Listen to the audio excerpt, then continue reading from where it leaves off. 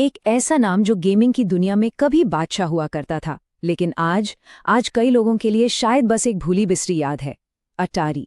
तो क्या ये लेजेंड एक शानदार वापसी कर सकता है? आज हम उनकी सबसे बड़ी चुनौती को समझने की कोशिश करेंगे, और वो है आज की पीढ़ी के साथ एक कनेक्शन बनाना। और सच पूछिए तो यही सबसे बड़ा सवाल है। जेन जी और जेन अल्फा मतलब आज की जो युवा पीढ़ी है, उनके लिए अटारी नाम का आखिर मतलब क्या है? इसी सवाल का जवाब ढूंढना ही अटारी की मौजूदा स्ट्रैटेजी की सबसे बड़ी वजह है।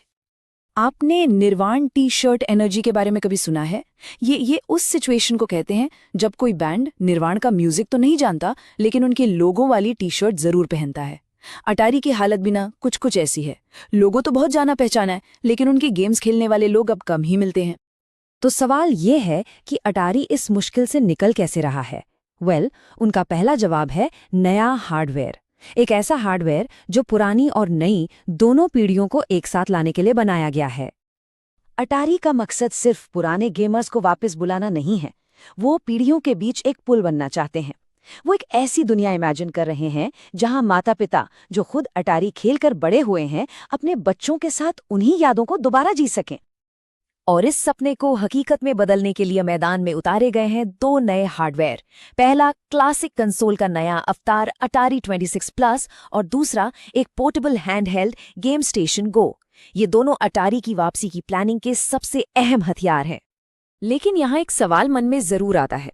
जब मार्केट में निंटेंडो स्विच और स्टीम डेक जैसे बड़े बड़े खिलाड़ी पहले से मौजूद हैं, तो अटारी ने गेम स्टेशन गो आखिर बनाया ही क्यों? इसका जवाब अटारी के गेम्स के ओरिजिनल डिजाइन में छिपा है। जैसा कि हम देख सकते हैं, अटारी के क्लासिक गेम्स का असली मजा लेने के लिए सिर्फ एक जॉयस्टिक काफी नहीं है। उसके लिए पैडल, ट्रैक बॉल और नंबर बटन जैसे खास इनपुट चाहिए।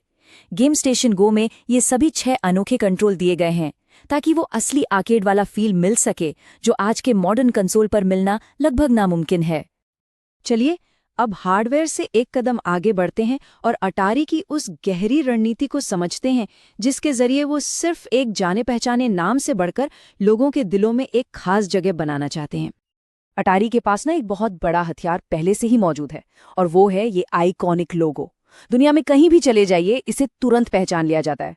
ये एक ऐसी जबरदस्त संपत्ति है जिसे बनाने में दूसरी कंपनियों को दशकों लग जाते हैं। लेकिन असली चुनौती यहीं से शुरू होती है। लोग लोगो पहचानते हैं, ये ठीक है, पर क्या वो ब्रांड की परवाह करते हैं? क्या वो उसमें दिलचस्पी लेते हैं? सिर्फ एक पहचाने हुए लोगों से आगे बढ़कर लोगों के मन में ब्रांड के लिए प्यार जगाना, यही अटारी का असली मिशन है। तो इस चुनौती से निपटने के लिए, और खासकर पायरेसी की जो बड़ी समस्या है उससे लड़ने के लिए, अटारी ने स्पॉटिफाई वाला मॉडल अपनाया है। रणनीति बिल्कुल सीधी है, अपने ऑफिशियल प्रोडक्ट्स को मुफ्त से बेहतर बनाओ। एक्सपीरियंस इतना शानदार हो कि किसी को पायरेसी करने की जरूरत ही महसूस ना हो। तो मुफ्त से बेहतर बनाया कैसे जाए? इसके लिए अटारी 3 कदम उठा रहा है। पहला, अपने फैंस की आवाज को ध्यान से सुनना। दूसरा, उस फीडबैक के बेस पर पुराने क्लासिक गेम्स को नए और मजेदार अंदाज में फिर से बनाना। और आखिर में फैंस को यह महसूस कराना कि वो सिर्फ कस्टमर नहीं, बल्कि एक कम्युनिटी का हिस्सा है, जहां उनकी बात की वैल्यू है। अब अटारी की ये जो स्ट्रैटेजी है ना, इसे एक बड़े कल्चरल ट्रेंड से जोड़कर देखते हैं, और वो ट्रेंड है फिजिकल मीडिया, यानी ऐसी चीजें जिन्हें हम हाथ में छू सकते हैं, उनकी वापसी का। ये तुलना बहुत ही दिलचस्प है। सोचिए, जैसे म्यूजिक की दुनिया में विनाइल रिकॉर्ड्स की एक शानदार वापसी हुई है, ठीक वैसे ही गेमिंग में भी फिजिकल कार्ट्रिज को पसंद करने वाले लोग बढ़ रहे हैं। दोनों में एक बात कॉमन है, हाथ से छूने और उसे अपना कहने का एक खास एहसास, जो डिजिटल डाउनलोड में कहीं खो गया है। एक गेम कार्ट्रिज को हाथ में लेना, उसे कंसोल में वो क्लिक की आवाज के साथ डालना, इसका एहसास ही कुछ और है। ये गेम शुरू करने से पहले एक छोटी सी रस्म की तरह है, जो उस गेम के साथ हमारे जुड़ाव को और भी गहरा बना देती है। ये वही एहसास है जो डिजिटल दुनिया में कहीं गुम हो गया है। हाँ, इसका मतलब ये बिल्कुल नहीं है कि पुराना बाजार वापस आ रहा है। हर दुकान पर गेम से भरी अलमारियों वाला जो पारंपरिक बाजार था, वो तो छोटा हो रहा है, लेकिन उसकी जगह कलेक्टर्स और उस खास अनुभव को चाहने वाले गेमर्स के लिए एक नया सेकेंडरी फिजिकल मार्केट, या कह लीजिए एक नीश मार्केट, तेजी से बढ़ रहा है। और अटारी के एक प्रतिनिधि की ये बात पूरी सिचुएशन को एक लाइन में समेट देती है। फिजिकल गेमिंग कहीं नहीं जा रहा है, ये बदल रहा है।